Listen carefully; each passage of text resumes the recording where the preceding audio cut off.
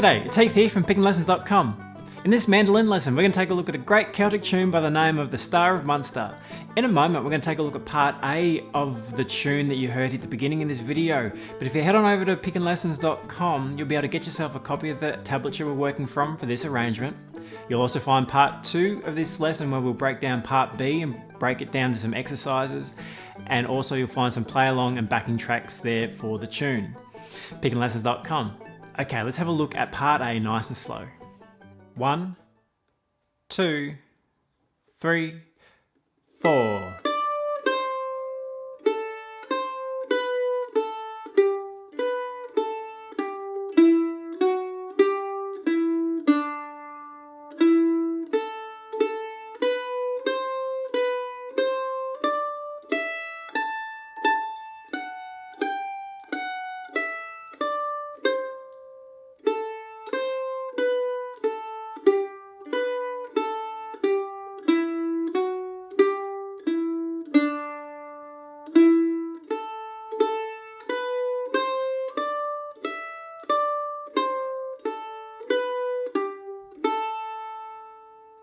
Okay, part A of the Star of Munster. This is a traditional reel, so we're playing this pretty straight and the rhythm structure is pretty straightforward. So for the right hand, we've got down on the quarter beat and then down up on the eighth notes, 4 beats of the bar.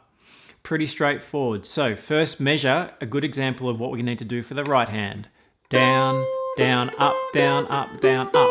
Down on the quarter beat, down and up on the eighth notes. That structure you're going to follow all the way through for this tune. Looking at measure 2, same idea. Eighth notes, down, up, down, up, down, up, down to the quarter note. Following that 4/4 rhythm, just following down, up to the eighth note. So that's all the way through for the right hand. The left hand positioning we're finding to begin with here in this position 2, so finger 1 on fret 2, finger 3 on fret 5, finger 2 either on fret 4 or fret 3, depending on what the melody note is on which string. Later in the tune we need to move up the neck a little bit, but here in part A we get to stay in this position. So first finger on fret 2, third finger on fret 5, finger 2 on fret 3 or fret 4 depending on the melody. So first measure, second finger, first finger, third finger, back to first. Whereas if we look at measure 2 we have third finger, first, second finger now on fret 4. So left hand fingers used in that way, right hand down up on the eighth notes, down on the quarter notes. Moving on into measure 3, a technique you can keep an eye on for your left hand is keeping your finger placed on the one note here on the second fret as the melody moves past and comes back and moves up again. So for example, that second fret on string 2. Leaving that second fret there as you